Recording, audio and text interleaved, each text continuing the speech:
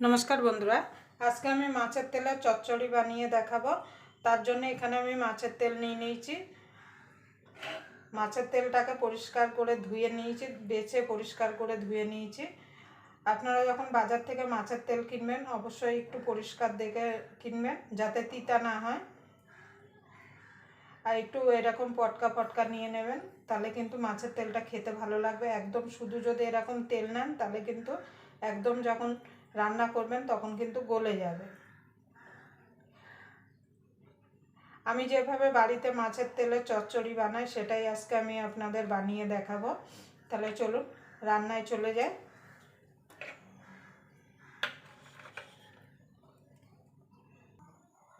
দেখেন বন্ধু, তেল বসিয়ে দিয়েছি। এবার ফোড়ন দিয়ে দেবো কটা রসুন তেলে, দিয়ে দেবো কাঁচা লঙ্কা চেরা। ঝালটা আপনারা যেমন খাবেন সেই বুঝে দেবেন। এখানে পেঁয়াজ কেটে রেখেছিলাম একটা, সেটা দিয়ে দেবো।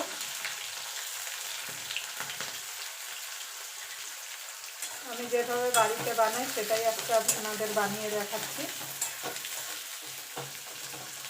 এবার এটাকে একটু ভাজা ভাজা করে নেব।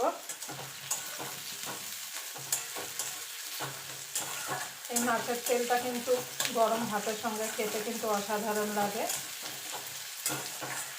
এরকম মাছের তেল থাকলে কিন্তু আর কোনো কিছু লাগবে না।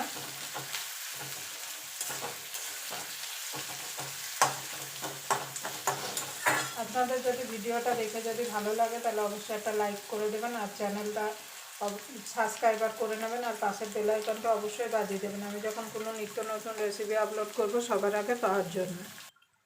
দেখুন বন্ধুরা, পেঁয়াজ রসুন আর কাঁচা লঙ্কাটা একটু ভাজা ভাজা করে নিয়েছি।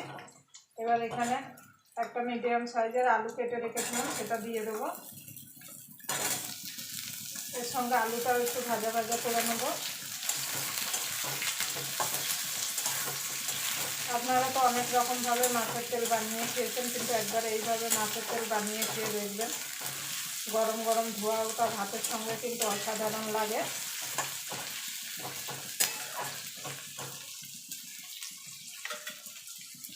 এবার বেগুনটাও দিয়ে দেবো।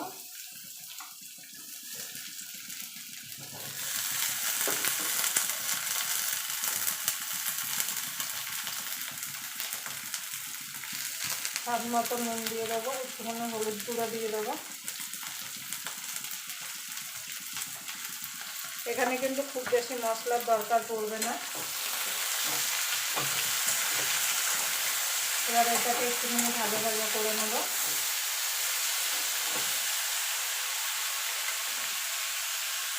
দেখুন বন্ধুরা, আলু বেগুন পেঁয়াজ সব এগুলো ভাজা ভাজা করে নিয়েছে। এবার নামিয়ে নেব।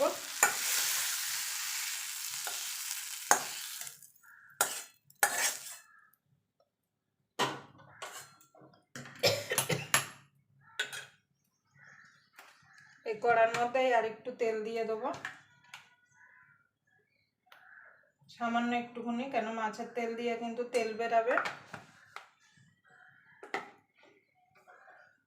এবার মাছের তেলগুলো দিয়ে দেবো।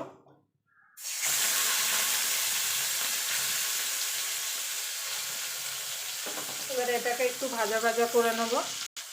দেখুন বন্ধুরা, দিয়ে দেবো নুন। ভাজার সময় কিন্তু নুন দেওয়া হয়েছিল, সেই বুঝে দিতে হবে। হলুদ গুঁড়ো দিয়ে দেবো, লঙ্কার গুঁড়ো। ঝালটা আপনাদের স্বাদ মতো দেবেন। আমরা একটু ঝাল বেশি খাই বলে ওই জন্য আমরা লঙ্কাটা বেশি দিই।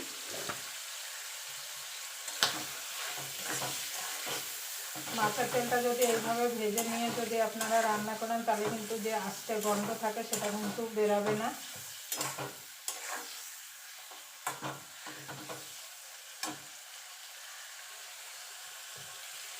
এবার দিয়ে দেবো আদা রসুন বাটা 1 চামচ।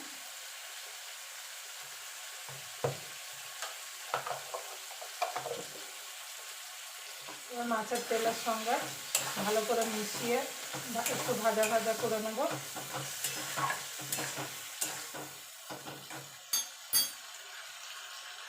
দেখেন বন্ধুরা, মাছের তেলটা ভাজা হয়ে গেছে। দেখুন তেল ছেড়ে দিয়েছে।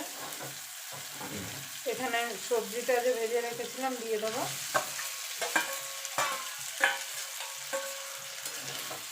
এবার ভালো করে মাছের তেলের সঙ্গে সবজিটাকে মিশিয়ে নেব।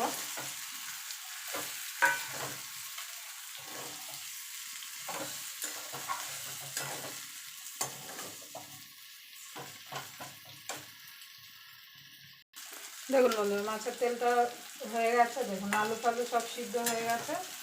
এবার আমি নামিয়ে দেবো। আপনারা অবশ্যই এইভাবে বাড়িতে বানিয়ে নেবেন মাছের তেলের চচ্চড়ি।